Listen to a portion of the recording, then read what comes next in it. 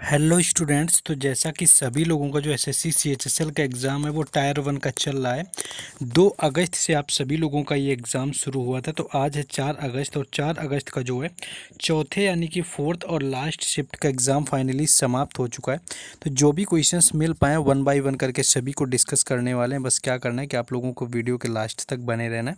बाकी लाइक कर दें जिससे कि मैं थोड़ा मोटिवेशन मिलता रहे। तो चलिए बिना टाइम वेस्ट के शुरुआत करेंगे। पहला क्वेश्चन पूछा गया था कि कर्मा नृत्य किस राज्य से संबंधित है। तो कर्मा नृत्य देखा जैसा कि बात करें कि मोस्टली एसएससी के एग्जाम में ये क्वेश्चन पूछा जाता है। तो छत्तीसगढ़ इसका राइट आंसर हो जाएगा जिस राज्य से कर्मा नृत्य का संबंध है। कर्मा की बात करें तो कर्मा जो नृत्य होता है छत्तीसगढ़ का एक प्रमुख लोक नृत्य होता है जो कि भारत की कई जनजातियों के द्वारा देखने को मिलता है। ये झारखंड से भी आपका संबंधित होता है। यानी झारखंड की बात कर लेंगे तो झारखंड में जो आदिवासी होते हैं उनके द्वारा भी इस नृत्य को किया जाता है। इसके साथ साथ कुछ और हैं जिसमें कि एक बस्तर दशहरा कई बार पूछा जाता है जो कि छत्तीसगढ़ से संबंधित है। तो बस्तर अगर दशहरे की बात की जाए तो उसका संबंध भी है छत्तीसगढ़ से। दंतेवाड़ा, काकड़, नारायणपुर एवं बीजापुर जिले इत्यादि में आपका मनाया जाता है बस्तर दशहरा वगैरह। और उसके साथ पंडवानी नृत्य होता है आपका तीजन बाई जिससे संबंधित रही हुई हैं। तो ये सारे जो हैं छत्तीसगढ़ से संबंधित हैं जिनको याद रखना है तो इनसे क्वेश्चन पूछा जाता है। नेक्स्ट एक क्वेश्चन ये पूछा गया था कि हेमा मालिनी को पद्म विभूषण जो अवार्ड था, पद्म अवार्ड, पद्म श्री, किस वर्ष प्रदान किया गया था। तो किस वर्ष के अगर प्रदान किया गया था ये इनका वर्ष पूछा था। तो 2000 इसका राइट आंसर था जब हेमा मालिनी को पद्म श्री अवार्ड से सम्मानित किया गया था। साथ ही साथ बात करें तो इन्हें ड्रीम गर्ल के नाम से ये प्रसिद्ध रही हुई हैं। बाकी हेमा मालिनी की बात करें तो मथुरा से यानी कि वर्तमान में भारतीय जनता पार्टी की लोकसभा से सांसद भी हैं वर्तमान में। तो ये सारी चीज़ें याद रखनी क्योंकि इनसे पूछा जाता है। बाकी और भी लोग हैं जिनसे रिलेटेड याद कर लेंगे। जैसे आमिर खान की बात करें तो इन्हें 2003 के अंदर पद्मश्री से सम्मानित किया गया था, ये याद रखना है। अनुपम खेर की बात करें तो इनको 2004 में पद्मश्री से सम्मानित किया गया था। शाहरुख खान की बात करें तो इन्हें 2005 में पद्मश्री से सम्मानित किया गया था। तो इस तरह से है क्वेश्चन यहाँ पर आपके सारे याद कर लेना है क्योंकि इन एक्टर का भी पूछा जा सकता है।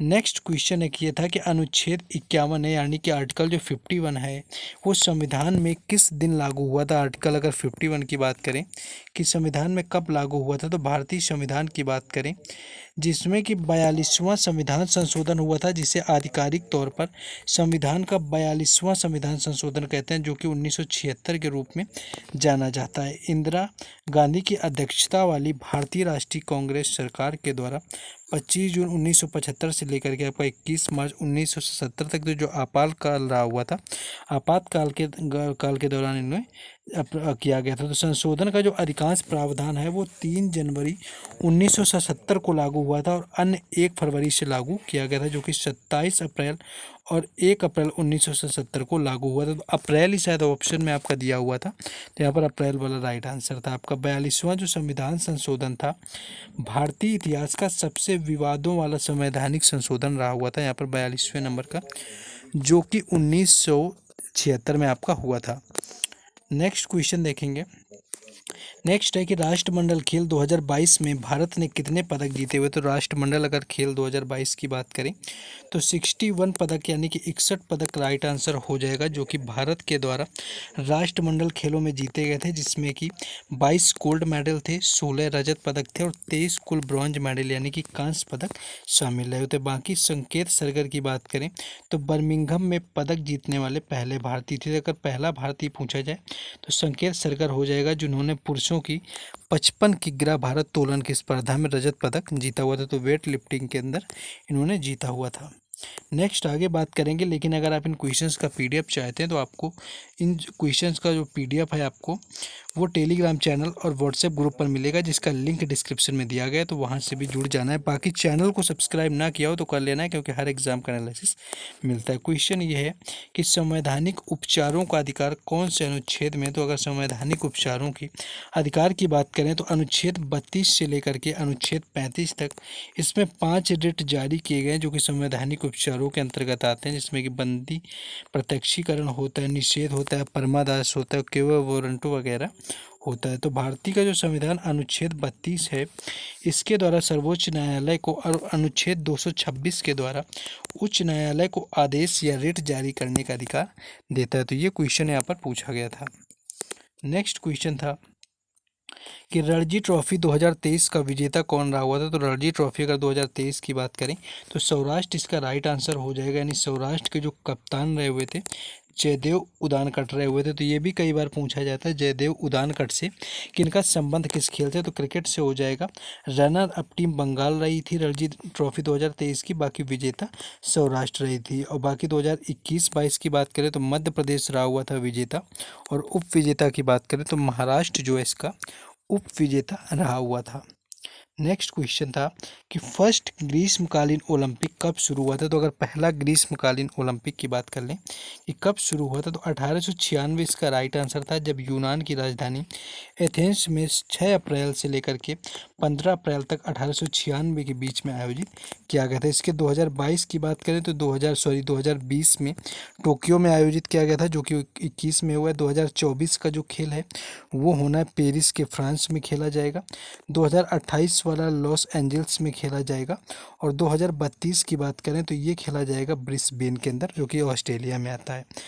तो ये खेले जाएंगे आपका जो 2020 का जापान में हो गया, 2024 फ्रांस, 2028 अमेरिका, और 2032 है वहाँ पर ऑस्ट्रेलिया का खेला जाएगा। नेक्स्ट क्वेश्चन आगे है यहाँ पर। नेक्स्ट क्वेश्चन था, देखिए धिमसर नृत्य वाला जो क्वेश्चन है रिपीट हुआ है कि धिमसर नृत्य कौन सी जनजाति का है। तो पोरजा जनजाति इसका राइट आंसर हो जाएगा, जो कि धिमसर नृत्य है आंध्र प्रदेश का एक आदिवासी नृत्य होता है, और ये मुख्य रूप से पोरजा जनजाति के द्वारा किया जाता है। तो पोरजा जो जनजाति है इसका राइट आंसर हो जाएगा। तो यहाँ से क्वेश्चन पूछा गया था। आंध्र प्रदेश की कुछ और भी नृत्य हैं जिसमें कि कोलातम, लंबानी वगैरह होते हैं। नेक्स्ट आगे देखेंगे क्वेश्चन। नेक्स्ट क्वेश्चन क्या है कि आपके कुछ और नृत्य है जो बाकी यहाँ पर पूछे जा सकते हैं। जैसे कि आपके मध्य प्रदेश की बात करें तो गिरडा नृत्य कई बार पूछा गया है। मटकी नृत्य जो होता है, तो ये जो नृत्य है ये मध्य प्रदेश राज्य से संबंधित है। अरुणाचल प्रदेश की बात करें तो यहाँ पर हिरी, पासी, कोंगरी वगैरह होता है। और एक क्वेश्चन ये पूछा गया था कि 2011 की जनगणना के अनुसार भारत में ग्रामीण जनसंख्या का प्रतिशत पूछा गया था। तो 68.84% इसका राइट आंसर हो जाएगा, जो कि ग्रामीण जनसंख्या है। और शहरी जनसंख्या 31.16% रही हुई थी। तो ये क्वेश्चन यहाँ पर 2011 जनगणना से पूछा गया था। तो इस तरह से था कि 2001 से लेकर के 11 तक जो ग्रामीण जनसंख्या वृद्धि थी वो 12.18% रही हुई थी। तो ये क्वेश्चन ज़्यादा नहीं मिल पाते हैं फोर्थ शिफ्ट के, जिनका एग्ज़ाम था वो लोग कमेंट में बता देंगे।